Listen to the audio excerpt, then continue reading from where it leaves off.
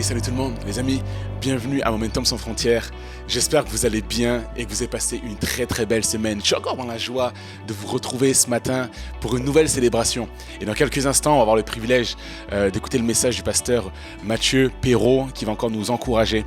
Mais avant ça, j'aimerais également vous souhaiter la bienvenue à toi qui nous rejoint peut-être pour la première fois ou les premières fois. Et vous le savez, vous qui nous suivez depuis quelques temps maintenant, j'aime le faire.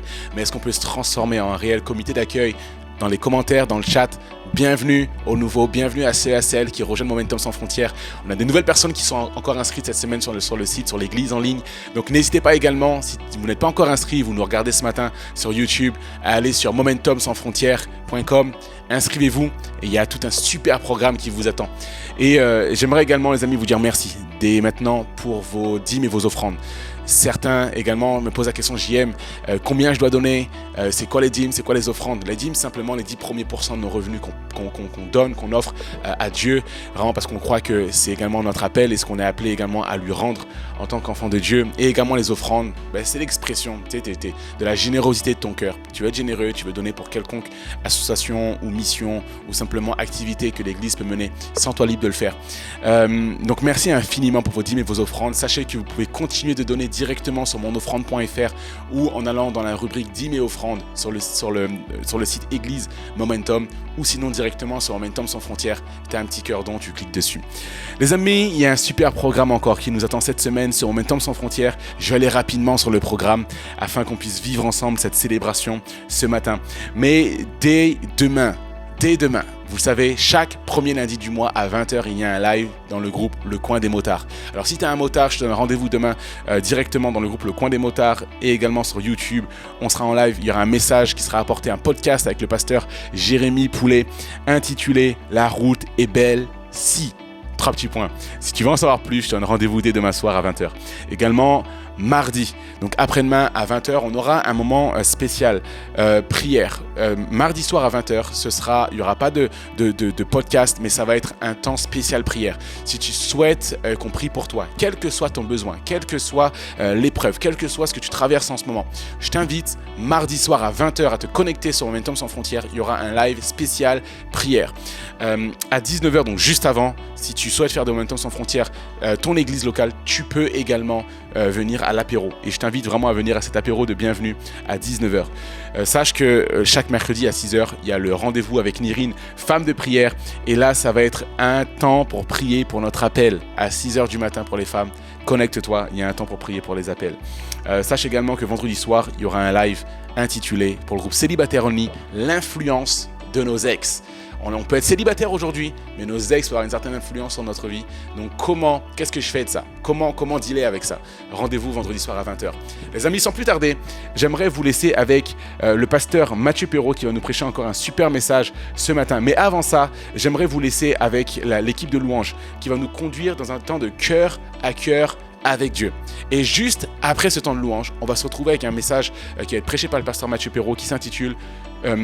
Pardon, excusez-moi, j'allais vous donner le premier point du message. Mais le titre du message, vous n'êtes pas seul. Vous n'êtes pas seul. Peu importe ce que vous traversez en ce moment, peu importe ce que vous vivez, ayez l'assurance que vous n'êtes pas seul. Dieu est avec vous. Alors sans plus tarder, je vous laisse avec l'équipe de louanges et on se retrouve juste après le message pour la suite des annonces. Bonjour et bienvenue à l'église Momentum. On est heureux de vous avoir avec nous. Bienvenue également à l'église en ligne. On est heureux de pouvoir louer Dieu tous ensemble. J'espère que vous allez bien, que vous êtes prêts à venir adorer notre Dieu.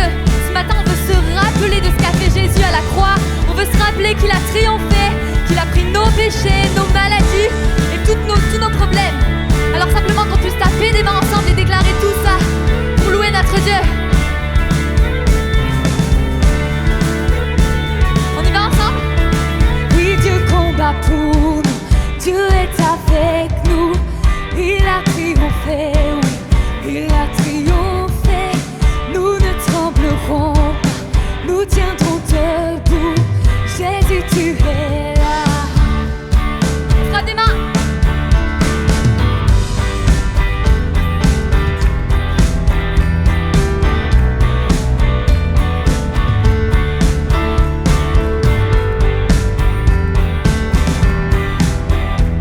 On y va, oui, Dieu combat pour nous. Oui, Dieu combat pour nous,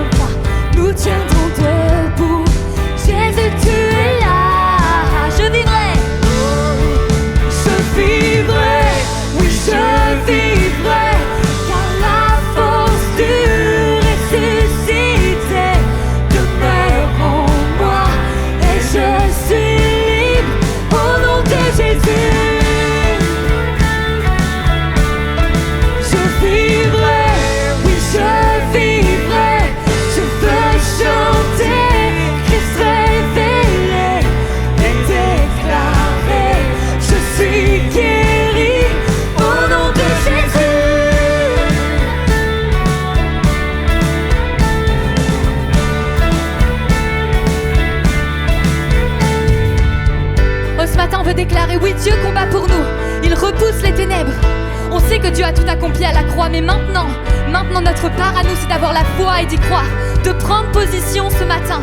Alors viens, je nous invite tous ensemble, on prend position, on déclare, oui, Dieu combat pour nous. Il repousse les ténèbres, au nom de Jésus. On y va ensemble. Oui, Dieu combat pour nous, il repousse les ténèbres, fait briller le royaume que rien ne peut détruire. Dans le nom de Jésus, l'ennemi est vaincu et nous le proclamons. Oui, Dieu combat pour nous, il repousse les ténèbres, fait briller le royaume que rien ne peut détruire. Dans le nom de Jésus, l'ennemi est vaincu et nous le proclamons. De tout ton cœur. Oui, Dieu combat pour nous, il repousse les ténèbres, fait briller le royaume que rien ne peut détruire. Dans le nom de Jésus, l'ennemi est vaincu et nous le proclamons. Je vivrai, oui je vivrai par la force du ressuscité demeure en moi et je suis libre au nom de Jésus. Je vivrai, oui je vivrai, je veux chanter Christ révélé et déclarer je suis guéri au nom de Jésus.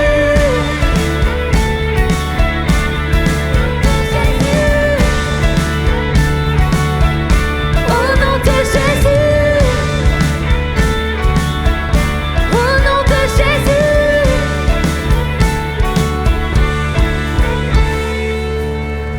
Alléluia, est-ce qu'on peut applaudir notre Dieu? Au Saint-Esprit, merci pour ta présence. Saint-Esprit, on t'ouvre les portes de notre cœur maintenant. On veut venir avec toi, Seigneur, avec authenticité, Seigneur, dans ta présence. Oh, je déclare ce matin que tout mensonge de l'ennemi est brisé. Seigneur, c'est toi qui as triomphé à la croix. Et par toi, nous sommes vainqueurs. Seigneur, tu viens, Seigneur, surpasser. Tu viens surpasser toutes nos souffrances. Et nous connaissons la fin, tu as gagné. Au-delà des torts et de ma détresse, au-delà des peurs, oui, tu as dit guéri ma souffrance, mes regrets passés, les maux du péché.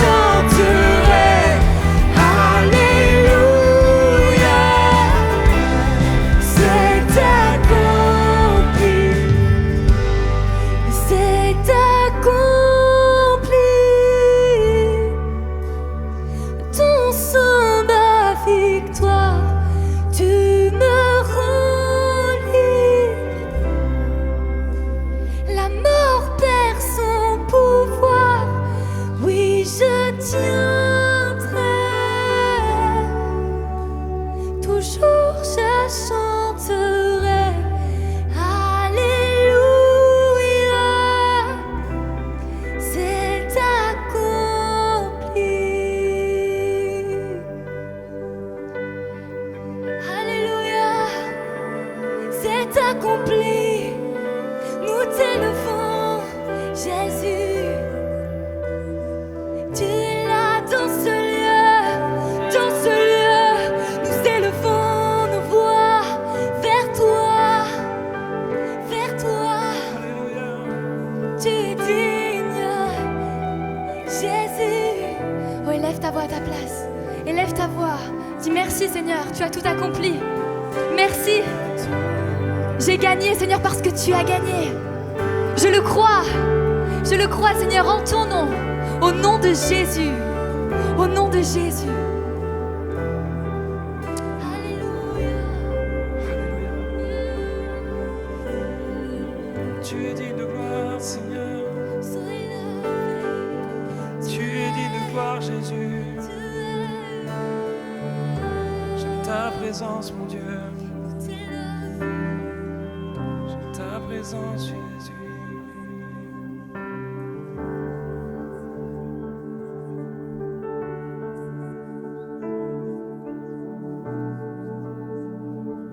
La paix est dans le nom de Jésus-Christ. Nous savons que le calme est dans le nom de Jésus-Christ. Peut-être ton âme est tourmentée ce matin. Peut-être ton esprit est comme absent et absorbé par tout plein de problèmes. Et je veux te dire ce matin, mon frère, ma sœur, juste attends-toi à Jésus. Attends-toi à Jésus. Lui, il est là, il est au pas de ta porte. Il frappe. Il attend juste que tu lui ouvres la porte de ton cœur, que tu le laisses entrer. Son esprit dans ta vie, c'est la paix dans ta vie. Son esprit dans ta vie, c'est son souffle en toi. Notre Dieu est la lumière. Il fait chasser les ténèbres, il fait fuir les ténèbres. Attends-toi à lui ce matin et déclare avec moi ces paroles qui disent que tu es ma paix, Seigneur. Alléluia. Tu répands ta paix, l'orage autour de moi, qu'il s'apaise. À ton nom, calme, l'océan se calme, la rage en moi se calme, toute pleine.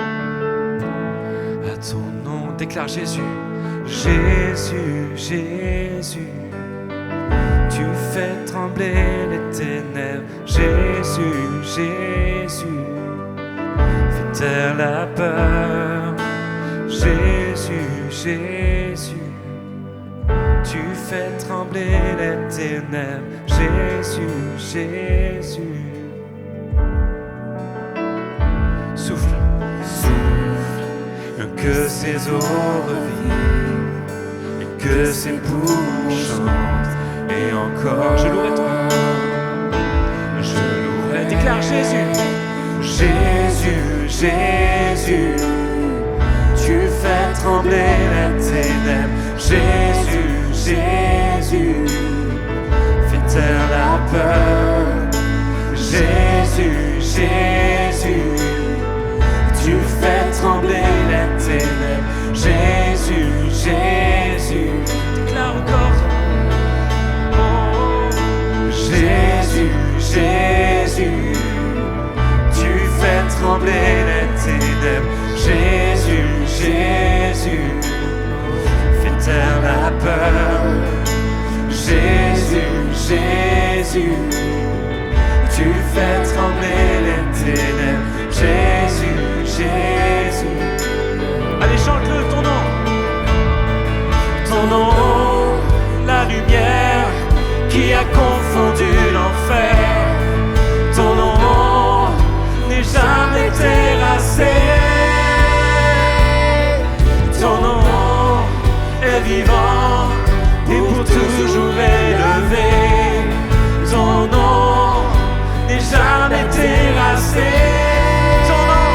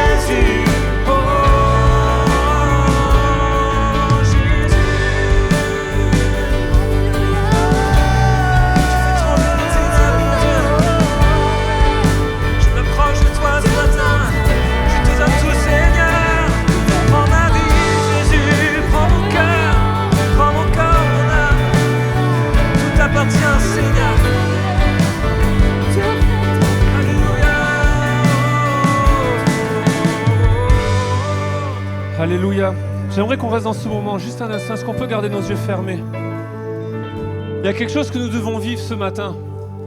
Il faut que ce soit plus qu'un chant que je chante pour faire passer le temps. Il faut que ce soit une déclaration sur nos vies. Jésus fait taire la peur. Est-ce qu'il y a des gens dans ce lieu qui croient que le nom de Jésus est puissant? Le nom de Jésus est toujours puissant pour guérir, pour relever, pour sauver, pour restaurer, pour délivrer, pour libérer. Le nom de Jésus est tout puissant et il est accessible juste à travers une prière. Est-ce que partout dans ce lieu, on peut juste fermer nos yeux? Et je veux lancer cet appel. Il y a des gens qui sont dans ce lieu avec des peurs, avec des craintes, avec des appréhensions quant à l'avenir. Il y en a qui sont venus avec des pensées ténébreuses et de mort sur leur vie. Et j'aimerais vous dire, Jésus est là pour toi ce matin et le nom de Jésus est puissant pour chasser les ténèbres. Alors juste là où on est, tous ceux qui ont besoin de le saisir par la foi et que ce chant puisse résonner comme une prière, une déclaration, une prise d'autorité sur leur situation, sur leur vie, quittez les rangs et venez sur le devant, venez le manifester, venez au pied de Jésus et venez dire à Jésus, tu es la lumière qui chasse nos ténèbres. Jésus fait taire la peur en moi. Partout dans ce lieu, est-ce qu'on peut élever la voix, est-ce qu'on peut prier les uns pour les autres? Seigneur notre Dieu, nous crions à toi, ton nom est tout puissant, que ton nom puisse être proclamé sur la vie de ceux qui en ont besoin. Ton nom est puissant pour libérer, ton nom est puissant pour restaurer, ton nom est puissant pour guérir. Alors nous appelons à la puissance de ton nom. Jésus, fais taire les peurs dans nos vies ce matin. Fais taire les appréhensions, fais taire les craintes et les inquiétudes. Oui, ton nom, on le déclare ensemble. Ta lumière qui vient chasser les ténèbres. Ton nom, la lumière qui a confondu l'enfer. La puissance de la mort est confondue. La puissance de l'enfer est confondue ce matin. Déclarons-le ensemble, levons nos mains vers Jésus et déclarons-le avec force. Ton nom est vivant et pour toujours élevé. Ton nom n'est jamais terrassé. Ton nom, la lumière qui a confondu l'enfer. Ton nom n'est jamais terrassé. Ton nom est vivant pour toujours élevé. Ton nom n'est jamais terrassé.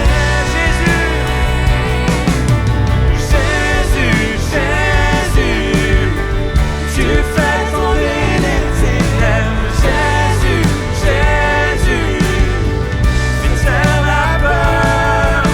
Jésus, Jésus, tu fais trembler les ténèbres. Jésus, Jésus, oh Jésus, Jésus, Jésus, tu fais trembler les ténèbres. Jésus, Jésus, fais taire la peur. Jésus, Jésus, tu fais trembler les ténèbres. Jésus, Jésus, oh, tu es ma lumière. En toi, j'ai un Père heureux, sois ma prière.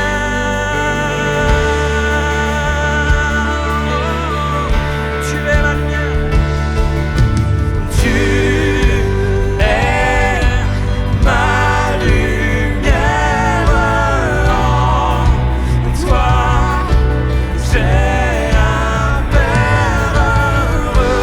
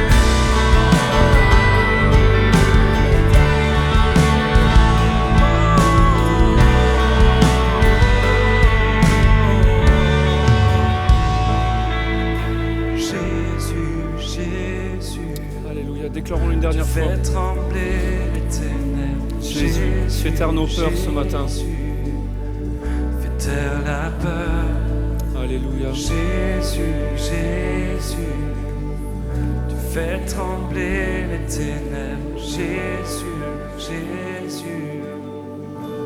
Oui, Seigneur Jésus, c'est ton nom que nous voulons élever ce matin. C'est ton nom que nous voulons glorifier.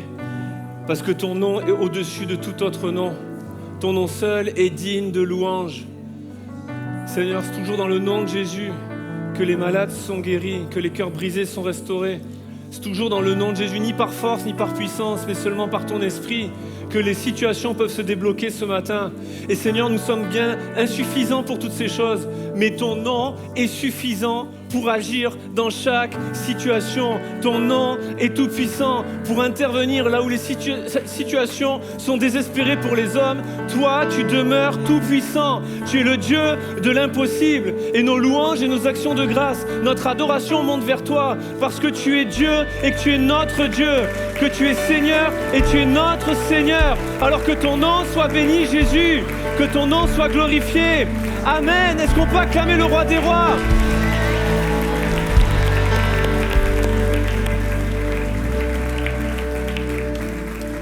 Seigneur Jésus, on veut te prier maintenant pour que ta parole puisse retentir dans chacun de nos cœurs.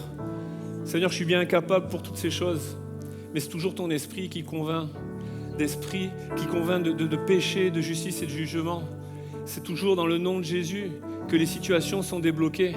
Alors Seigneur, je veux prier pour toute pensée, tout raisonnement, toute forteresse qui s'élève contre toi, afin d'amener toute pensée captive à l'obéissance de Christ. Seigneur, je prie pour que ta présence soit relâchée comme jamais. Je prie pour que les liens tombent. Je prie pour que les forteresses soient anéanties. Je prie pour les conceptions et les préjugés. Je prie contre l'esprit de religiosité qui veut empêcher ton œuvre d'agir. Nous nous élevons contre toutes ces hauteurs et les armes avec lesquelles nous combattons ne sont pas humaines, mais sont spirituelles pour amener toute pensée captive à l'obéissance de Christ, pour renverser les forteresses par la puissance de Dieu. Oui, nous voulons confesser, nous n'avons pas lutté contre la chair et le sang, mais que tout esprit, toute domination, que toute autorité de ce monde qui s'élève contre toi. Alors Saint-Esprit, prends ce moment, libère et relâche ta présence comme jamais, et que ta parole puisse retentir dans nos cœurs, que les mots qui sortiront de ma bouche ne soient pas des paroles sages ou des paroles d'hommes, mais que ce soit une démonstration d'esprit et de puissance, que les mots soient esprit et vie dans les cœurs, afin de semer ta vie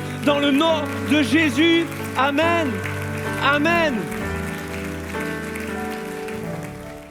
Hey, tel que tu te connectes ce matin et tu dis j'ai besoin de parler à quelqu'un. J'ai besoin que l'on prie pour moi. Je viens avec un fardeau. Voilà ce que ma famille vit. Voilà ce que je vis dans mon quotidien, dans mon foyer, dans mon travail. Mais j'ai besoin de parler à quelqu'un ce matin. J'aimerais t'encourager en te disant que tu es au bon endroit, tu es à la bonne place. En ce moment même, il y a toute une équipe de conseillers qui n'attend qu'une seule chose, c'est que tu puisses cliquer sur le formulaire qui est dans le chat. Alors que tu vas cliquer dessus, on va te demander 2-3 infos sur toi. Et à l'issue de cette célébration, à la fin de cette célébration, un de nos conseillers, une de nos conseillères va prendre le téléphone, t'appeler, t'écouter et prier avec toi. Donc ne passe pas à côté de ce moment. Je crois vraiment qu'il y a un rendez-vous pour quelqu'un ce matin. Et si ce rendez-vous, c'était le tien, ne passe pas à côté de ce moment. Et je crois vraiment qu'il y a une bénédiction pour toi ce matin qui t'attend. Il n'y a plus qu'à te souhaiter un excellent rendez-vous avec ce conseiller. Et je te dis à très très vite. Ciao, ciao. Je crois que Dieu a une parole pour chacun d'entre nous. Et avant de démarrer ce message, je vais entrer très vite dans le vif du sujet, mais j'aimerais prendre le temps, en ce dimanche, en ce jour si particulier de la fête des mères, de prendre le temps d'honorer toutes les mamans qui sont dans ce lieu, et puis à travers chacun d'entre nous, toutes nos mamans, qu'elles soient ou qu'elles aient été, eh bien, nous voulons prendre le temps d'honorer les mamans que Dieu a mis sur notre route, et particulièrement toutes celles qui sont là dans ce lieu. On veut vous applaudir bien fort et vous honorer. Je le disais vendredi, je ne l'ai pas dit tout à l'heure, mais vendredi, quand on a pris ce chant, Jésus, tu chasses les ténèbres et ta lumière a confondu l'enfer. Et lorsqu'on priait ce chant, j'étais comme transporté pendant le temps de louange des milliers de kilomètres plus loin, où, alors c'est sûrement pas la dernière fois que je l'avais chanté, mais où depuis que je l'ai chanté dans ce contexte-là, à chaque fois je suis ramené à ce moment-là. C'était il y a des quelques années en arrière, pas très très longtemps, mais des dizaines de kilomètres, des milliers de kilomètres au Bangladesh, alors qu'on était dans notre temps de dévotion le matin avec toute une équipe missionnaire, le pasteur Sonia, Stéphania, Laetitia, et puis quand on était là, on se préparait, c'était le matin où chaque matin on avait un temps de dévotion où on prenait le temps de prier pour la journée, d'adorer notre Dieu. Et dans ce moment-là, c'était le matin où on s'apprêtait à partir ensuite à Cox's Bazar, dans le camp de réfugiés des Rohingyas. Et alors qu'on était là ce matin-là, il y avait beaucoup de pensées qui se mélangeaient dans ma tête, il y avait beaucoup de choses, beaucoup d'appréhension, beaucoup de craintes, et qu'est-ce que tu vas bien pouvoir faire, et qu'est-ce que tu vas rencontrer là-bas, et comment tu vas réagir à tout ça. Et il y avait tout ce mélange qui était dans mes pensées. Et lorsque dans le temps de louange, Laetitia a commencé à prendre ce chant, il y a comme une paix surnaturelle. Il n'y avait pas toutes les réponses à mes questions, mais il y avait cette paix surnaturelle qui a envahi mon cœur. Et j'aimerais le dire à quelqu'un, peut-être que ce matin, tous tes problèmes ne seront pas réglés, toutes les questions ne seront pas répondues, tous les besoins ne seront pas pourvus, mais je prie pour que ce matin, au minimum, tu reçoives la paix de Dieu, celle qui surpasse toute intelligence, qui garde nos cœurs et nos pensées en Jésus-Christ. Et je veux le dire à quelqu'un, je veux donner cette parole qui procure la paix. Vous n'êtes pas tout seul. C'est le titre de mon message, on y va direct. Je veux le dire à quelqu'un, tu n'es pas tout seul. Dis-le à 2-3 personnes autour, tu n'es pas tout seul. Tu n'es pas tout seul. Vous n'êtes pas tout seul. Vous qui nous suivez en ligne, vous n'êtes pas tout seul. C'est la parole que le Seigneur a mise sur mon cœur. Et je crois qu'on peut être nombreux dans la pièce. On peut être des milliers derrière un écran. Mais on peut être au milieu d'une foule et pourtant se sentir seul. Et je ne sais pas ce qui est le pire, d'être seul physiquement ou d'être dans une foule et de se sentir complètement tout seul. Je ne sais pas si vous avez déjà vécu des moments de solitude et c'est toujours malaisant et c'est jamais agréable. Mais des fois d'être là avec son mal-être, avec sa souffrance et de se dire « Ah, il y a plein de gens autour de moi, mais personne ne me comprend et personne ne me considère et personne ne m'aime et je suis tout seul et personne ne se préoccupe de ma situation. » J'aimerais vous dire une des clés pour combattre la solitude, c'est de combattre la négativité. Toutes ces pensées qui viennent de l'ennemi et qui te font croire que personne ne s'intéresse à toi, que personne ne se préoccupe de ta situation, que tu es tout seul à vivre ça. J'aimerais le dire à quelqu'un et prendre autorité dans les conceptions. Tu n'es pas tout seul. Vous n'êtes pas tout seul. Tu as ce sentiment d'être seul, mais c'est un mensonge qui vient de l'ennemi. Et je veux combattre cette forteresse intérieure, que les murs puissent tomber ce matin dans ta pensée. Tu n'es pas tout seul. Et on va le voir avec l'apôtre Pierre dans Actes au chapitre 12, dans une situation où il aurait pu se dire « Je suis tout seul ». C'est l'église primitive, l'église du 1er siècle. Ils ont commencé à grandir, ils ont commencé à faire connaître le nom de Jésus, et puis la parole de Dieu va de l'avant, et puis il y a des persécutions, et les chrétiens sont dispersés, ils sont obligés de quitter Jérusalem, ils se retrouvent dans des contrées où ils continuent de témoigner de Jésus, ils continuent de partager leur foi, ils continuent de déclarer et de proclamer, de prêcher que Jésus est mort sur la croix pour le pardon de nos péchés, et qu'il est ressuscité pour nous rendre justes, et qu'il intercède pour nous auprès du Père. Ils continuent de prêcher ce message-là, et le nom de Jésus continue à sauver. Mais voilà que Acte 12, la parole de Dieu nous dit que le roi Hérode a trouvé du plaisir à maltraiter et à martyriser les chrétiens. Il y a eu le martyre d'Étienne, il y a eu le martyre de Jacques, et voilà que pendant la fête de la Pâque, dans les jours qui précédaient, il va prendre Pierre et le mettre en prison. Et Pierre, dans sa prison, aurait pu se dire pendant plusieurs jours « Je suis tout seul ». Mais le message pour chacun d'entre nous, tout comme il l'était pour Pierre, vous n'êtes pas seul. Et la première raison pour laquelle je peux le dire haut et fort, vous n'êtes pas seul, c'est parce que Jésus a dit « Je suis avec vous tous les jours jusqu'à la fin du monde ». Et Jésus veut te le dire, Jésus veut nous le dire, « Je suis avec vous tous les jours et même dans ta prison ». Acte 12, 6 nous montre que Dieu était bien avec Pierre. La nuit qui précéda le jour où Hérode allait le faire comparaître, Pierre, lié de 2 chaînes, dormait entre 2 soldats et des sentinelles devant la porte gardaient la prison.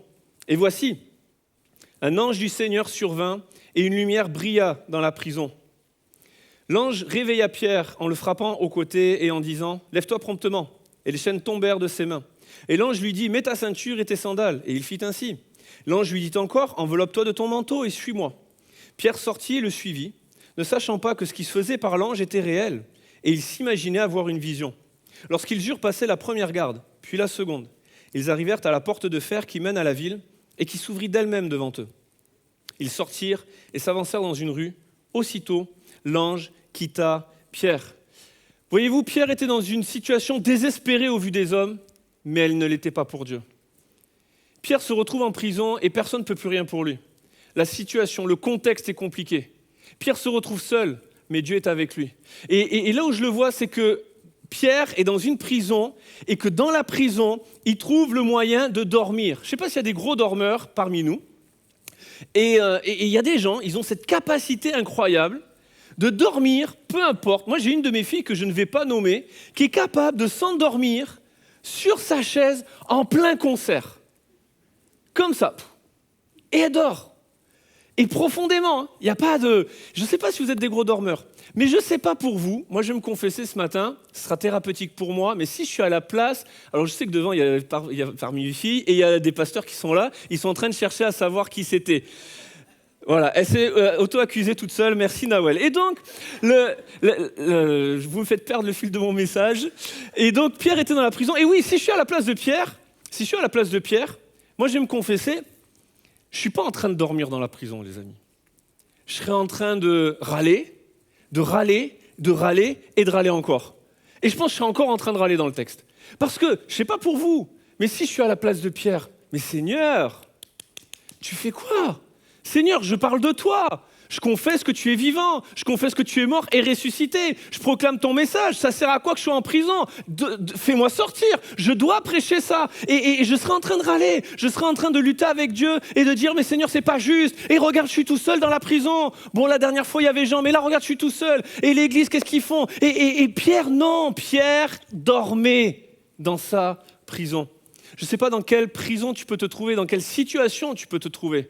Mais j'aimerais te dire que la paix de Dieu est accessible. Jésus a dit, je vous laisse ma paix, je vous donne ma paix et je ne donne pas comme le monde donne. Et cette paix ne s'explique pas, cette paix te conduit même à dormir au sein d'une prison. Elle te donne cette capacité au sein de la situation la plus compliquée de ta vie de t'endormir en paix. Je me lève et je m'endors, je suis en paix car l'Éternel veille sur moi. Et ce n'est pas quelque chose qui est humainement facile à dire, mais que le Saint-Esprit peut produire. Pierre dormait dans la prison. Et Dieu va envoyer son ange, parce que si la situation était désespérée pour les hommes, elle ne l'était pas pour Dieu. Et je veux te le dire aussi à toi, mon ami. La situation est peut-être désespérée pour toi, mais elle ne l'est pas pour Dieu. Dieu est toujours illimité, il est toujours tout-puissant, tout-suffisant. Et quelle que soit ta situation, je ne dis pas ça pour la minimiser, mais quelle que soit la situation que tu rencontres, ce n'est rien devant l'Éternel. Parce que c'est ni par force, ni par puissance, mais c'est par son esprit. Qui es-tu, grande montagne devant Zorobabel ? Qui es-tu, prison devant Pierre ? Qui es-tu, problème devant Matthieu ? Et nous sommes appelés à le confesser. Qui es-tu, problématique de ma vie ? Qui es-tu, situation compliquée ? Qui es-tu, contexte hostile ? Qui es-tu, persécution ? C'est par l'Esprit de Dieu que ces choses sont possibles. Ni par force, ni par puissance, mais par son esprit. Dieu se préoccupe de votre situation et de vos besoins. Cette histoire arrive pendant la période de Pâques, fête importante pour les Juifs. Ils se rappelaient de la sortie de l'esclavage d'Égypte avec Moïse. Mais fête encore plus importante à ce moment-là, puisque Jésus est mort à Pâques, qu'il est ressuscité et qu'il ne libère pas de l'esclavage des Romains à ce moment-là, mais de l'esclavage du péché. Et pour nous aujourd'hui, Pâques nous rappelle que Christ est mort et qu'il est ressuscité, qu'il est à la droite de Dieu, qu'il intercède pour nous et que nous avons la liberté en son nom. Sur nos addictions, sur notre passé, sur notre péché, nous étions destinés à mourir éternellement et Jésus est venu prendre notre place. On l'a chanté, il a pris notre place à la croix, il a pris le poids de nos condamnations afin que nous puissions être en communion avec Dieu. À la croix, à Pâques, Jésus est mort. Il a pris notre place, mais il est ressuscité aujourd'hui. Et il règne, il intercède pour nous auprès du Père. Jésus est mort pour que nous ayons accès à la présence de Dieu. Et il intercède pour nous dans sa présence. Vous savez, dans l'Ancien Testament, on voit Dieu qui agissait pour son peuple. On voit, à cause du péché, il y avait tout un tas de rites et de sacrifices qu'il fallait faire pour vivre un temps de communion avec Dieu. Mais ce n'était pas perpétuel. Et puis tous les ans, il fallait faire les péchés et expier les péchés pour le peuple. Et puis, il y avait cette réalité que lorsqu'il y avait un ennemi, eh bien, que Dieu était là pour eux. Et qu'il venait, il suscitait un libérateur et il agissait pour eux. Mais cette réalité toujours qui pesait sur le poids du peuple, Ésaïe 59, non, sa main n'est pas trop courte pour agir, ni son oreille trop dure pour vous entendre, mais ce sont vos péchés qui mettent une séparation entre Dieu et vous. Alors Jésus vient dans l'Ancien Testament, Dieu intervient et Dieu est là pour nous. Mais le Nouveau Testament s'ouvre avec la promesse que Jésus est Emmanuel, Dieu avec nous. Et l'évangile de Matthieu se termine avec cette déclaration de Jésus, « Je suis avec vous tous les jours jusqu'à la fin du monde, jusqu'à l'extrémité de ta vie. » Et Dieu n'est plus là pour nous, il est là avec nous. Jésus, Dieu fait homme, vient habiter parmi les hommes. Il vient bénir l'humanité et, ce que je disais, il prend notre place à la croix.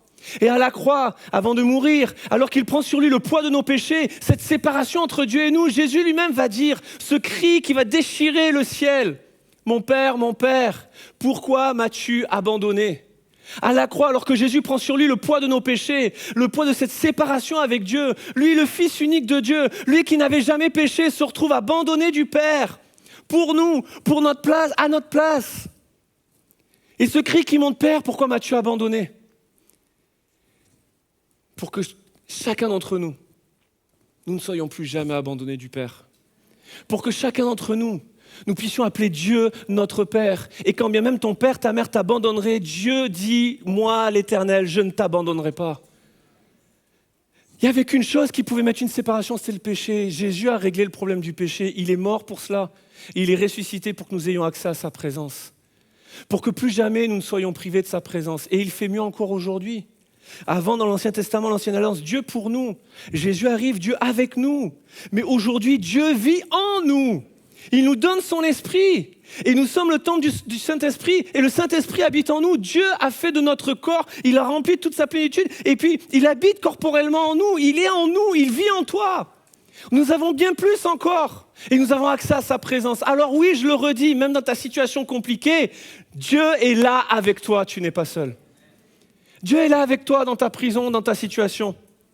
Et peut-être que quelqu'un pourrait me dire, mais moi, tu ne connais pas ma vie, pasteur, et là, ce que je suis en train de vivre, je ne l'ai jamais vécu avant. C'est le moment le plus critique de ma vie, je n'ai jamais connu ça. Et j'aimerais le dire à quelqu'un, parfois, l'instant le plus critique est celui qui précède tout juste la victoire. L'instant le plus critique est parfois celui qui précède tout juste la victoire. Dieu va agir pour Pierre, Dieu va envoyer son ange, et il va le faire, on l'a lu ensemble, la nuit qui précéda le jour où Hérode allait le faire comparaître.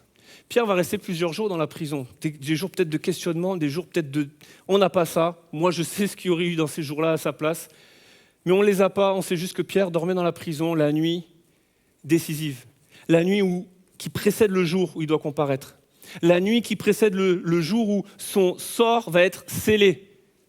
Pierre dormait, il avait la paix de Dieu, mais c'est cette nuit-là, dans le moment le plus critique. Celui qui le rapprochait le plus de la sentence était en fait celui qui le précédait, qui le rapprochait le plus de la victoire.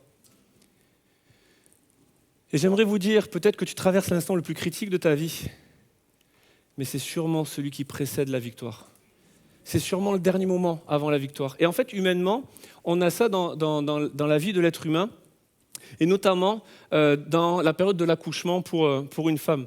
Avec mon épouse, il y a quelques mois en arrière, on a eu la joie d'accueillir notre 5e enfant et nous avons fait les cours de préparation au mariage. Les cours de préparation, nous sommes mariés depuis 16 ans cet été, mais les cours de préparation à l'accouchement. Et alors certains me regardaient ce matin à 9h30, oui, 5e enfant, mais ça ne veut pas dire qu'on sait tout, on continue d'apprendre, celui qui ne cesse jamais d'apprendre ne cesse jamais de grandir. Et dans ces cours de préparation à l'accouchement, eh bien, on a appris des choses et j'ai notamment appris quelque chose qui va parler à toutes les femmes qui ont connu un accouchement sans péridurale, eh bien, la phase de désespérance. Ça vous parle ? Quelques-unes. Cette phase de désespérance est un moment particulier dans le processus de l'accouchement. En fait, c'est la période où les contractions sont les plus intenses, sont les plus violentes. C'est le moment le plus court dans le processus de l'accouchement, mais c'est le moment le plus critique, le plus intense. C'est la phase de désespérance, comme son nom l'indique, vous avez compris, désespérance. C'est là où il y a le désespoir qui commence à guetter. C'est là où, à cause des douleurs, les pensées commencent à se mélanger. Et c'est là où, on m'a dit, votre épouse, votre dame, dans ce moment, dans cette phase de désespérance, pourra vous dire, et c'est effectivement arrivé, dans ce moment et cette phase de désespérance où Laetitia, accrochée à mon bras, en tout cas ce qu'il en restait, me dit « Mathieu, je ne veux plus accoucher ». On est un peu là pour ça, il y a sa main qui me dit « Bonjour, on va y aller quand même ». Mais ce moment où on a envie d'abandonner, ce moment où on a envie de tout lâcher, cette phase de désespérance où il y a des forces insoupçonnées qui arrivent. Moi, c'est dans cette phase de désespérance que j'ai compris que ma femme avait de la force lorsqu'elle m'a pris le bras. qu'elle me l'a broyé littéralement. Et ça va parler à tous les hommes. Tu sais, ce moment où tu croises le regard de ta femme et qu'après, pendant plusieurs jours, tu ne veux plus la regarder dans les yeux. Tu as peur que cet être insoupçonné que tu ne connaissais pas alors réagisse, revienne à la surface. Au moment où tu dis, on tourne à gauche. Oui, on tourne à gauche, on tourne à gauche, on tourne à gauche. Bien entendu, chérie, je ne voudrais pas te contrarier. Cette phase de désespérance, mes amis, est le moment le plus intense et le moment le plus critique même. Mais c'est celui qui précède tout juste celui où elle va donner la vie et la phase de délivrance. J'aimerais te dire, mon ami, dans cette phase critique où même des pensées de mort jaillissent dans ta vie, où même tu as envie de tout abandonner, où même tu as envie de lâcher la main de Jésus, de plus le suivre parce que tu as l'impression que ça vaut pas le coup, parce que tu te bats depuis des années et ça sert, semble-t-il, à rien. Dans cette phase de désespérance dans laquelle tu es, j'aimerais te dire, c'est le moment critique qui précède tout juste celui de la délivrance et de là où Dieu va donner sa vie. Alors ne baisse pas les bras. Vous n'êtes pas seul. Jésus est avec vous. Et dans cette phase de désespérance, alors qu'on était dans les cours de préparation, c'est là que la personne m'a dit aussi, c'est là qu'elle aura encore plus besoin de vous. Et alors mon rôle, on s'entend, était très, très, très limité par rapport à celui de Laetitia, mais c'est là où elle aura besoin d'entendre des paroles d'encouragement, c'est là où elle aura besoin d'entendre que c'est la plus forte, que c'est la meilleure, que machin. Et croyez-moi que j'étais capable de tout dire ce moment-là, mais j'aimerais le dire à l'église. Peut-être toi, tu n'es pas dans une phase de désespérance. J'étais pas dans la phase de désespérance. Et peut-être que tu ne la rencontres pas. Mais Dieu veut te dire, il y a des gens autour de toi qui sont dans une phase de désespérance, ils ont juste besoin que tu leur dises du bien. Ils ont juste besoin que tu leur dises, que tu te préoccupes d'eux, que tu prennes soin, que tu te préoccupes de comment ils vont vraiment. Vous savez, pas la question de « Hey, salut Laetitia, comment tu vas ?» Et elle a peu le temps de répondre. Vraiment, vraiment. Et si quelqu'un te dit non, d'être prêt à « écoute, je vais prendre du temps, on va prier ensemble, je vais t'écouter. » Et il y a juste besoin de ça.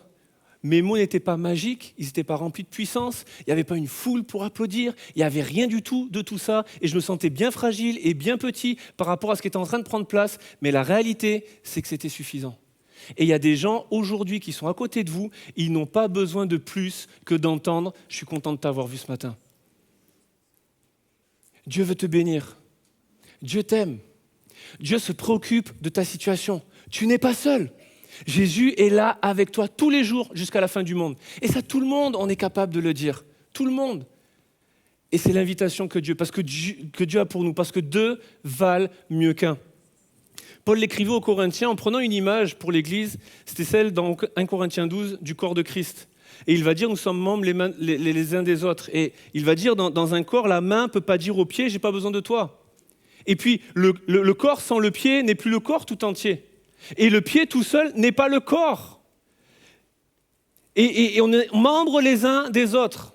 Et il donne cette image. Et puis, il y a dans le corps, et je le disais ce matin quand on était en train de prier pour ce culte avec tous ceux qui servent, et là, actuellement, vous voyez que la partie visible de mon corps.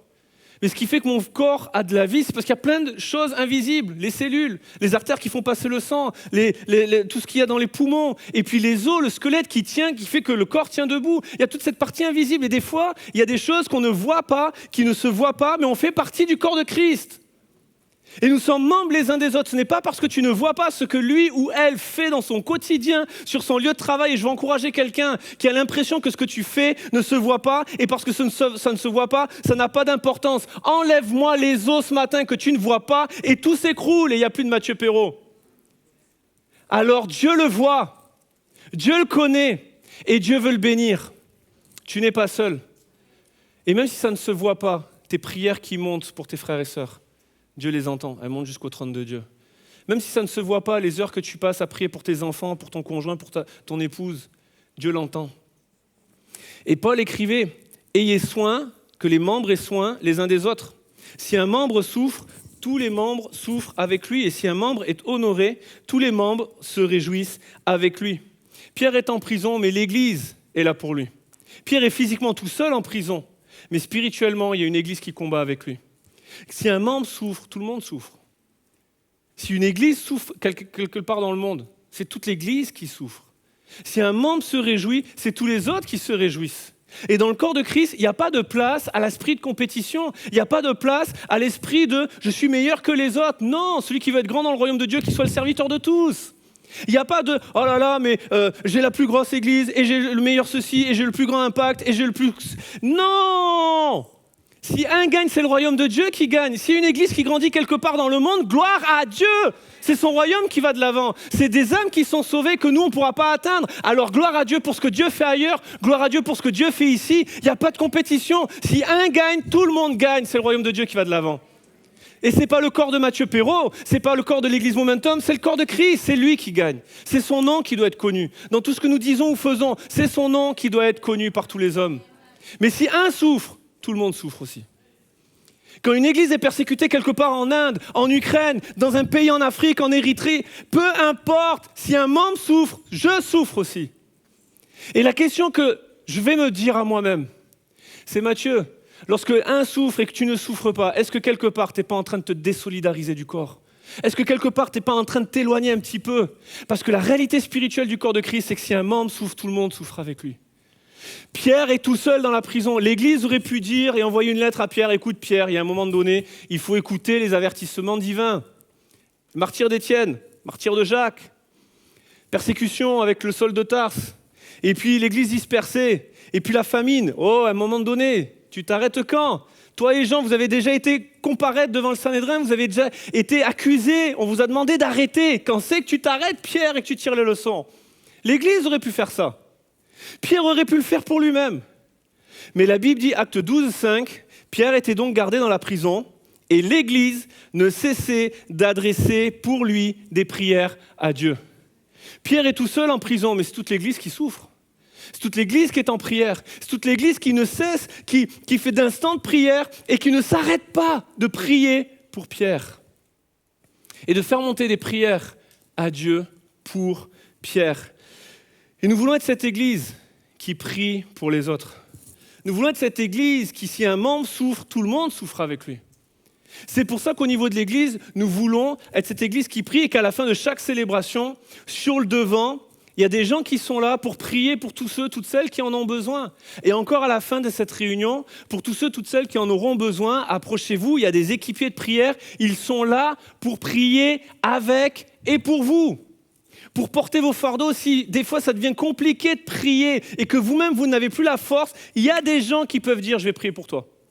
C'est pour ça que pour l'église en ligne, pour Momentum sans frontières, pour les gens qui se connectent, pour les gens qui vont regarder ce live, il y a des gens qui seront en ligne avec vous. Vous avez juste à remplir un formulaire, ces gens vous contacteront pour prier avec et pour vous.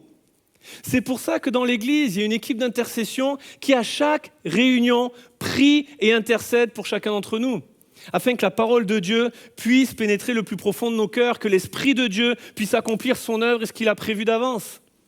Nous voulons être cette Église qui prie les uns pour les autres. L'Église était en prière pour Pierre. Et il y a un petit détail que nous lisons dans Acte 12 et le verset 12. Après avoir réfléchi, Pierre vient de sortir de la prison. Il se dirigea vers la maison de Marie, mère de Jean, surnommée Marc, où beaucoup de personnes étaient réunies et prier. Et il y a deux détails que j'aimerais souligner. Le premier, c'est que Pierre savait où se diriger pour trouver des gens en prière. Et je veux m'adresser à chaque personne dans ce lieu, et particulièrement encore plus aux parents. Et je le dis à moi-même, Pierre savait exactement où aller pour trouver des gens en prière. Je veux que ma maison soit connue pour être une maison de prière. Je veux que ma vie soit connue pour être quelqu'un qui prie. Les disciples ont accompagné Jésus pendant des années et la seule chose qu'ils lui ont demandé, enseigne-nous à prier. Pas enseigne-nous à faire des miracles, pas enseigne-nous à multiplier les pains et les poissons, pas enseigne-nous à pourvoir à nos besoins, pas enseigne-nous tout un tas d'autres choses, enseigne-nous à prier. Je veux que ma vie puisse être connue pour une chose, être un homme de prière, être une femme de prière. Je veux, et j'espère que vous êtes avec moi, que l'église Momentum soit connue pour être une église qui prie et qui intercède et qui se préoccupe des besoins des autres. Il y a une chose qui devrait faire notre renommée, c'est que nous nous préoccupons de notre prochain, de ceux qui sont dans la souffrance, que nous prions pour eux et que nous voulons tendre une main d'association. Pierre savait où aller. Et ce qui m'interpelle, c'est que c'est une maman dont il est question. Marie, la maman de Jean, surnommée Marc. Et en fait, j'attire notre attention sur ce petit détail qui peut paraître insignifiant, mais qui est tellement important. Si on nomme la maman et qu'on nomme pas le papa, peut-être c'est une maman célibataire, le texte ne le dit pas, mais on peut largement le supposer. En attendant, c'est une maman qui a ouvert sa maison pour que des gens viennent prier. C'est pour ça qu'on fait les groupes maison et les groupes extension. C'est pas parce qu'on n'a rien d'autre à faire en semaine. C'est parce que plus l'église grandit, plus on veut la rendre petite pour que chacun se sente concerné, que personne ne se sente seul et que chacun se sente rencontré dans ses besoins et aider des gens dans son quotidien qui le connaissent par son prénom. Je ne connais pas le prénom de tout le monde, mais dans un groupe maison, tu peux connaître le prénom de 10 personnes, tu peux connaître la vie de 10 personnes, les besoins, les situations de vie de 10 personnes et prier pour 10 personnes. Impossible à faire sur un millier. Mais dans les groupes maison, cette maman a ouvert sa maison pour qu'il y ait de la prière. Et vous savez ce qui s'est passé ? On précise, c'est la maman de Jean, surnommé Marc. Vous savez qui est ce gars-là ? Ce gars-là, le chapitre d'après, très certainement parce que dans la maison de sa maman, il y avait des gens qui priaient. Ce petit garçon va recevoir l'appel de Dieu. Le chapitre d'après, il devient missionnaire avec Paul et Barnabas. Quelques chapitres plus loin, dans vos Bibles, vous trouverez que c'est une aide utile pour l'apôtre Paul. Et c'est le gars qui a écrit le premier évangile. L'évangile de Marc, c'est ce gars-là. Son histoire a commencé tel un petit garçon qui avait pour témoignage de sa maman, une maman qui priait et qui ouvrait sa maison à la prière. J'aimerais interpeller les parents, que nous puissions être connus auprès de nos enfants pour des hommes et des femmes de prière, pour des hommes et des femmes qui dépendent de Dieu, pour des hommes et des femmes qui ouvrent leur maison à la prière et aux besoins et à l'écoute et à la préoccupation de ceux qui sont dans la souffrance. C'est un témoignage tellement beaucoup plus puissant que toutes les prédications du monde entier. Je peux vous dire à quelle heure ma maman priait chaque jour. Je peux vous dire à quelle heure mon papa priait chaque jour. Parce que c'était visible. Je le savais, je le voyais, j'en étais témoin. Et c'est tellement important. Jean-Marc a bénéficié de ça. Alors je vais inviter les musiciens à revenir. Mais pourquoi c'est important de réaliser deux valent mieux qu'un ? Parce qu'il y a un courage et une consolation à recevoir auprès des personnes qui peuvent nous dire « moi aussi ». Il y a des gens autour de vous qui vivent les mêmes situations. Ce n'est pas écrit sur nos fronts, ce n'est pas nos statuts de réseaux sociaux, mais c'est une réalité. Vous n'êtes pas tout seul à traverser cette situation. La vérité, c'est que Pierre n'était pas le seul à être persécuté. La vérité, c'était sans doute, sur tout le bassin méditerranéen, pas le seul en prison à la même époque et au même temps. Il était tout seul dans sa cellule, mais c'est sûrement pas le seul à vivre ça. D'autres l'avaient vécu avant, d'autres vont le vivre après. Et aujourd'hui, dans cette pièce, tu peux te dire « je suis tout seul à vivre ce que je vis ». C'est faux. Tu n'es pas tout seul, Dieu est avec toi. Jésus est avec toi. Et tu n'es pas tout seul parce qu'en fait, il y en a d'autres. C'est juste que tu les connais pas et tu ne le sais pas. Mais il y en a d'autres qui traversent exactement les mêmes situations, qui ont traversé les mêmes situations. Et c'est pour ça que c'est important de pouvoir prier les uns pour les autres.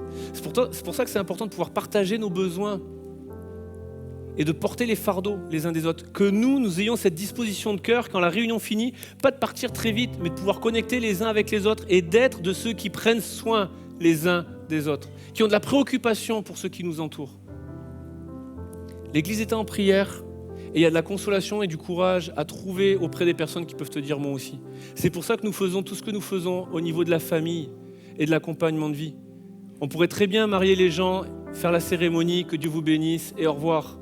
Mais si nous cherchons à les faire connecter ensemble, si nous passons du temps ensemble, c'est parce que nous voulons que chacun réalise qu'ils ne sont pas seuls dans les défis du mariage, dans les premiers mois du mariage, dans la parentalité, dans les nuits blanches, dans les coliques, dans tous les besoins d'une famille, dans les situations de travail, dans des besoins en tant que femme, des besoins en tant qu'homme, des besoins en tant que couple, des besoins en tant que jeunes, des besoins en tant qu'ados, les lycéens et les collégiens qui ont besoin de connecter entre eux pour qu'ils se rendent compte qu'ils ne sont pas tout seuls à vivre la foi dans un collège et dans un lycée au quotidien.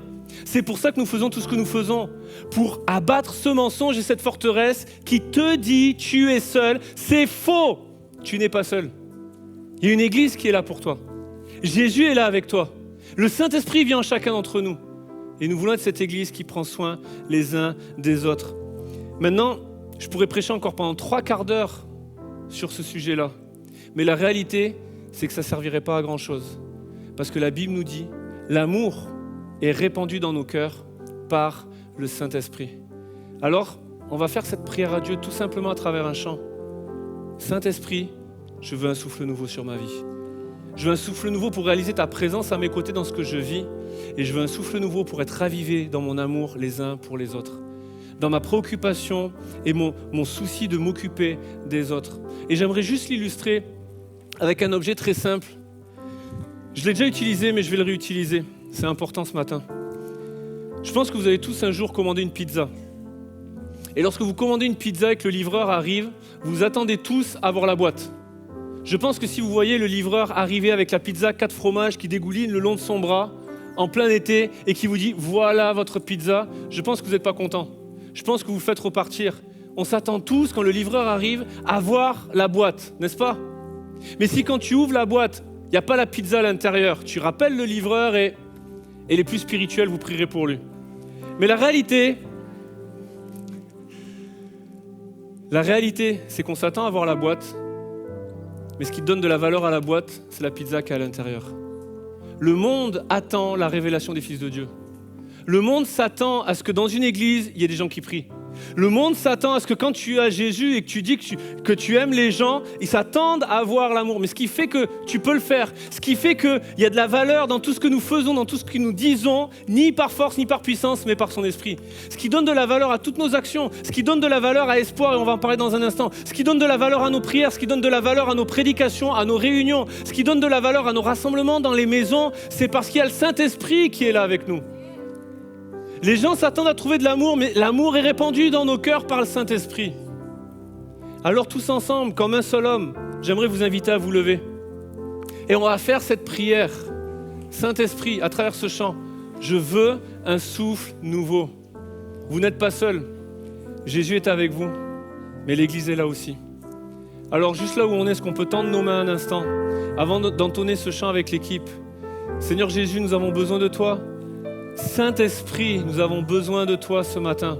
Viens agir dans nos cœurs. Je viens te prier pour les personnes qui sont dans une situation critique, peut-être à l'instant le plus critique de leur vie. Manifeste-toi et viens opérer une délivrance. Viens manifester ta présence et viens donner ta paix dans cette situation la plus critique. Viens les encourager, que ce soit par ta présence, que ce soit par un mot de ton esprit, que ce soit par une parole d'un frère, d'une sœur sur les parvis. Mais viens faire ton œuvre pour eux, Seigneur, ce matin.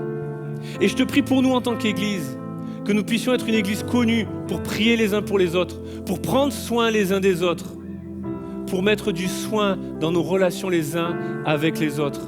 Dans le nom de Jésus, Saint-Esprit, souffle nouveau. On le déclare ensemble avec l'équipe. Un souffle nouveau, Saint-Esprit. On y va. C'est notre désir ce matin. Je n'ai qu'un désir. Goûter à ta présence. Être près de toi. De ton esprit qui descend sur chacun. Et sentir tes Amen. bras. Père, tu as envoyé ton Fils bien-aimé pour quiconque croit. Et Saint-Esprit qui donne vie, ranime en moi ce feu pour toi. Et Saint-Esprit, viens par ta pluie, rafraîchis-moi et envoie un souffle nouveau.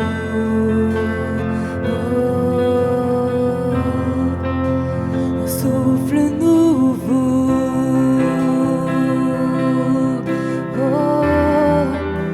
Un souffle nouveau.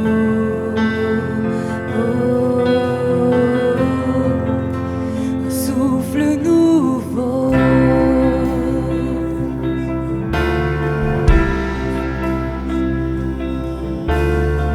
Oh, dit le Père, je n'ai qu'un désir, rester près de toi. Père, je n'ai qu'un désir, rester près de toi, écouter ta voix. Oh Père, tu m'as tout donné, et c'est à tes pieds que je veux rester. Déclare-le. Saint-Esprit qui donne vie,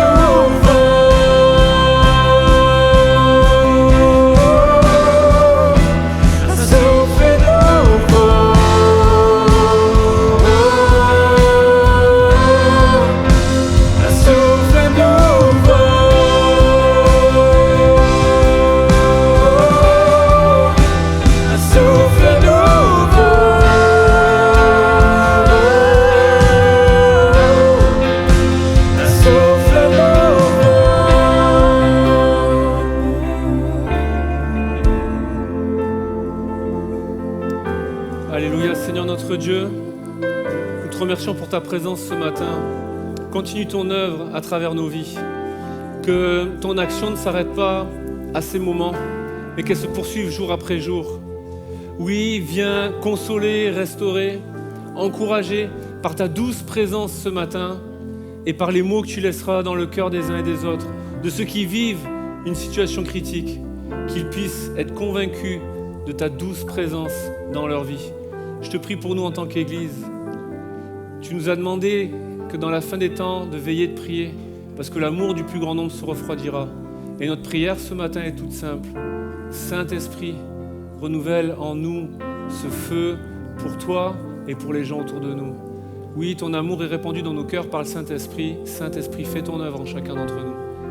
Et donne-nous de proclamer tes paroles et de manifester tes actions, de ne pas aimer en parole seulement, mais en action et en vérité, dans le nom de Jésus. Amen et Amen. Est-ce qu'on peut remercier le Seigneur pour la présence de son Esprit ce matin? Amen. Je vais vous inviter à prendre place quelques instants. Je le disais dans mon message tout à l'heure, mais nous voulons être une église qui prend soin, qui se préoccupe des besoins des uns et des autres. Alors, simplement, dans l'église, il y a une association que nous avons pour cela, pour prendre soin les uns des autres. Et volontairement, j'en ai pas parlé dans mon message, parce que je pense qu'il y a une personne beaucoup plus appropriée qui en parlera beaucoup mieux que moi. C'est la directrice d'Espoir, Solange. Bonjour à tous. Bonjour Solange, bienvenue Solange, merci beaucoup. Comment vas-tu ? Très bien Mathieu, Alors merci. pour ceux qui ne la connaissent pas encore beaucoup, c'est normal. Elle est arrivée en septembre avec son mari, avec une partie de sa famille, puisqu'il y a un fils qui est là ce week-end pour la fête des mères, mais qui sinon est toujours là-bas. Vous allez tout savoir. Tu viens de Nice. De Nice, tu nous as amené le soleil pour C'est ça. l'automne, l'hiver, le printemps, l'été. Ça va, tu vis bien la l'année. pluie ici ? Je m'habitue, je m'habitue. Voilà, ça m'habitue. T'es dans ta phase de désespérance ou pas par rapport Oui, à la pluie ? voilà. Pas encore. C'est ça là. Alors Solange, l'idée était de pouvoir te poser quelques questions pour justement être cette église qui n'aime pas en parole seulement, mais en action avec vérité. Alors on ne peut pas résoudre tous les problèmes de la pauvreté dans le monde, mais on peut prendre soin les uns des autres comme l'église du 1er siècle le faisait. Alors en quelques mots, qui est Espoir et que fait Espoir ? Alors, Espoir est le bras social de l'église Momentum. Elle a été créée en 2009. Et de 2009 jusqu'à 2019, on délivrait des colis alimentaires. Donc, c'est-à-dire les personnes venaient avec leur poche et on leur donnait des aliments. Et depuis 2019, là, nous avons ouvert l'épicerie Espoir, qui est juste à 150 mètres de Momentum. Donc une épicerie sociale et solidaire, quelle est la différence avec une aide alimentaire ? Alors, une épicerie, les personnes là vont choisir ce qu'elles veulent prendre ou ne pas prendre. Si elles veulent des danettes au chocolat ou au caramel, elles vont le choisir. Qu'auparavant, avec un colis alimentaire, vous ne pouviez pas choisir. Elles venaient avec leur sac et on les remplissait. Est-ce qu'il n'y a que de l'alimentaire ou Non. est-ce qu'il y a d'autres choses ? Il y a autre chose. On a aussi toute une partie de cosmétiques parce qu'on se rend compte, on sait que ça coûte cher le cosmétique. Donc pour les dames, il y a des serviettes, il y a tout ce qu'il faut, du shampoing. Et voilà, nous avons une partie cosmétique et on aimerait aussi développer notre friperie. Alors dans la cosmétique, est-ce qu'il y a des produits pour ralentir la chute des cheveux ? Même si j'en avais, Mathieu, c'est trop tard pour toi. C'est enregistré, j'ai tous les noms et notamment ceux qui applaudissent. Je vous vois au premier rang. Faites gaffe, messieurs, ça guette tout le monde. Méfiez-vous. Alors, on parle d'espoir, on parle de l'action. Combien on aide actuellement de personnes et de familles ? Qu'est-ce que ça représente en tant qu'hebdomadaire au niveau chaque semaine ? D'accord. Donc nous avons une 60aine de familles, ce qui fait à peu près 160 personnes qui viennent entre le vendredi après-midi et la journée du samedi. Et là, il y a l'église qui est là. Il y avait vendredi, il y avait 9h30.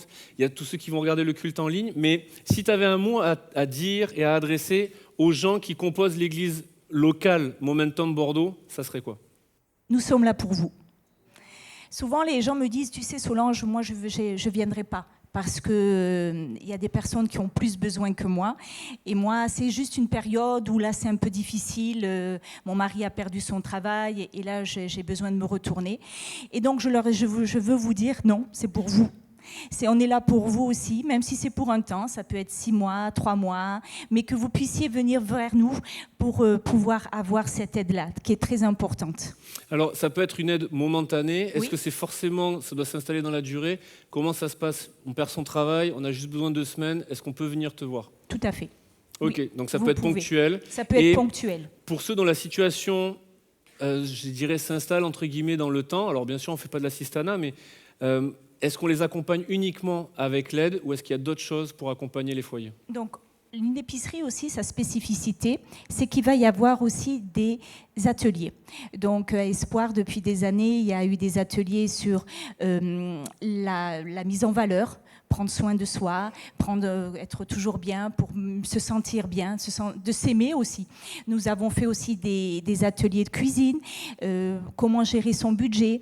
On a avec l'équipe plein de projets aussi pour les futurs ateliers, parce que durant cet accompagnement-là, qui va être pris individuellement, ça peut être, voilà, comme tu dis, 15 jours, 1 mois, 3 mois, 6 mois. On veut vraiment aussi accompagner les personnes, et pour les accompagner, on veut prendre du temps avec elles.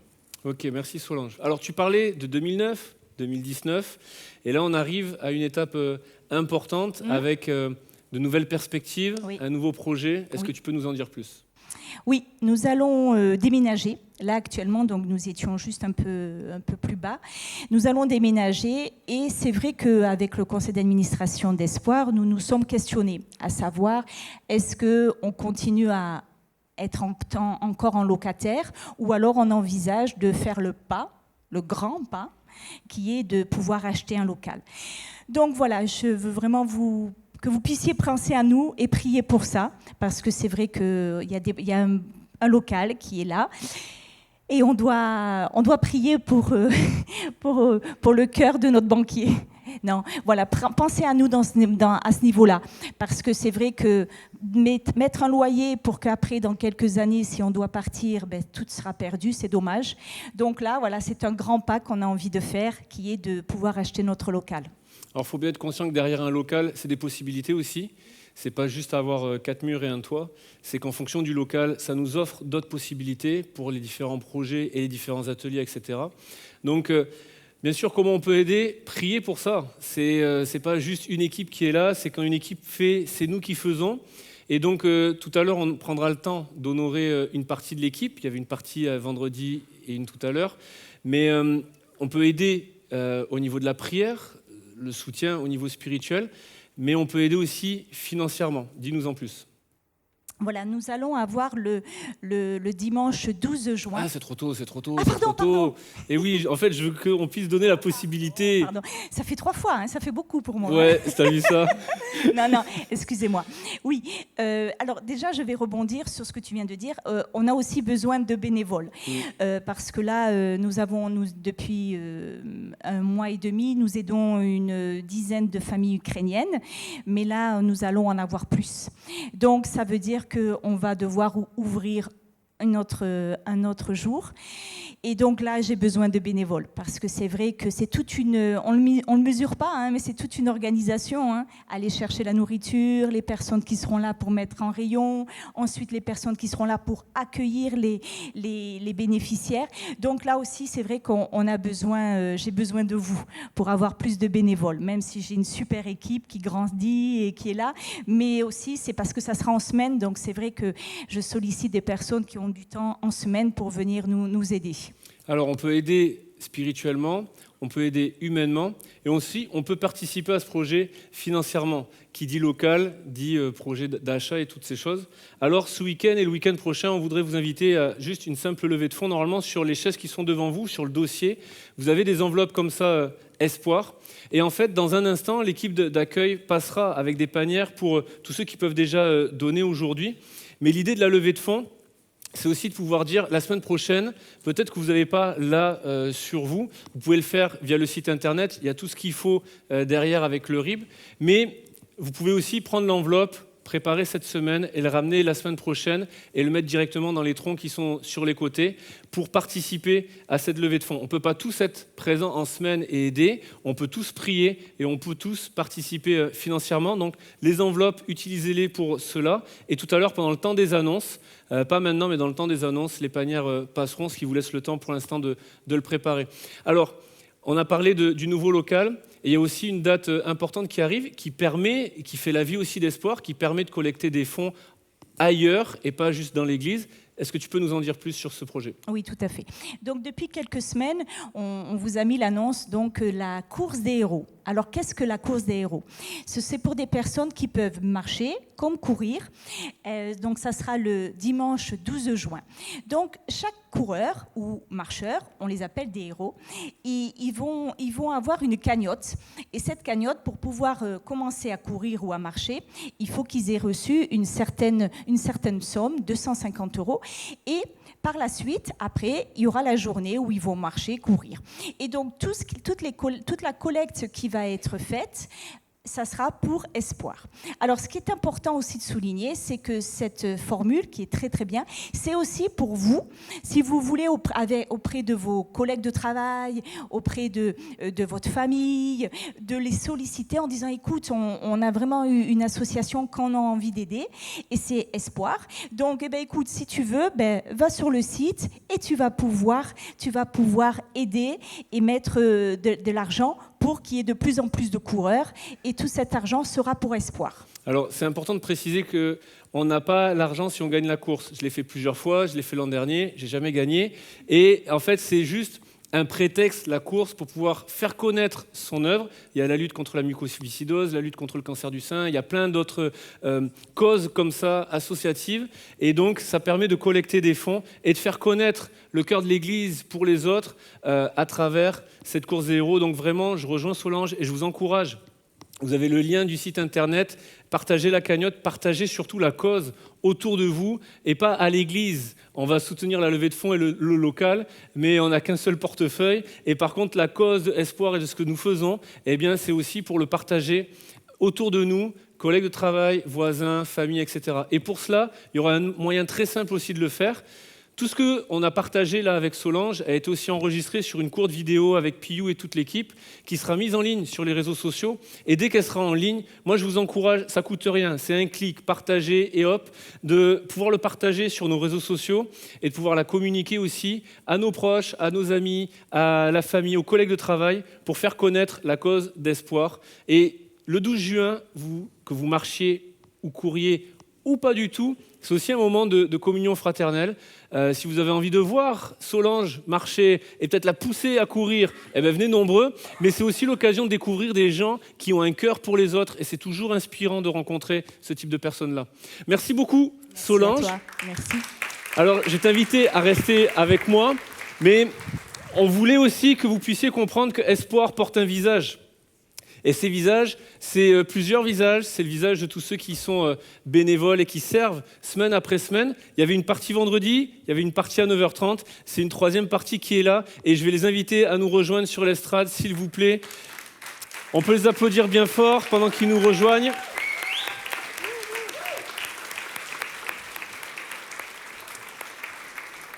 Venez, approchez-vous, au moins dépassez la ligne.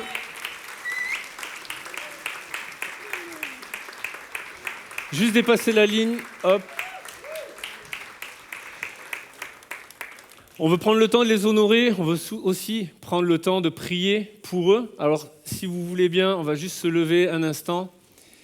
Et puis, il n'y a rien de magique là-dedans, c'est vraiment symbolique. Mais si on peut tendre nos mains et prier tous ensemble, que vraiment on ne soit pas timide par rapport à ça, qu'ils puissent entendre nos voix qui s'élèvent pour eux et qu'on puisse prier pour chacun d'eux. Seigneur Jésus, merci. Merci encore pour ton œuvre que tu fais grandir et merci pour les personnes que tu utilises. Nous sommes ouvriers avec toi, c'est un bonheur, c'est un privilège de pouvoir faire connaître ton cœur pour la veuve et l'orphelin, de faire connaître ton cœur pour les personnes qui sont dans le besoin et d'être juste ton bras auprès de ces gens-là et l'expression de ton cœur. Je te prie pour chaque personne qui sert à Espoir et ceux qui sont là physiquement avec nous ce matin. Nous te prions pour Solange et nous te prions pour toute cette équipe. Viens les bénir.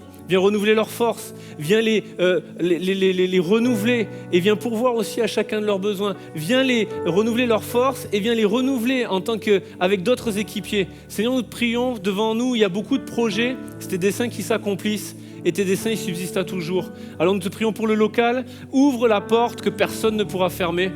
Incline le cœur des autorités, que ce soit des villes, que ce soit les propriétaires, que ce soit les banquiers, comme tu le veux, afin d'accomplir ta volonté dans le nom de Jésus et qu'à travers ce local, ce soit de nouvelles opportunités de pouvoir plus bénir et bénir plus de gens et que ce soit de nouvelles familles que nous pouvons rencontrer dans leurs besoins et pour qui être un témoignage. Seigneur, merci pour cette œuvre, merci pour ces visages, pour ces personnes.